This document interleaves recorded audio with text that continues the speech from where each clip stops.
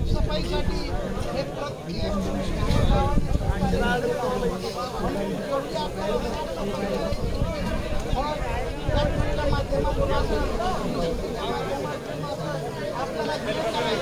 ऐकूया सर्व तयारी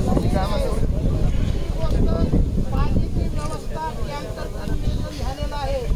तिसरी व्यवस्था ज्या रोजची माणसं येतील समाजी त्या रस्त्यावर जेवण्याची त्या गावांनी सोय केलेली आहे, पाण्याची सोय केलेली आहे।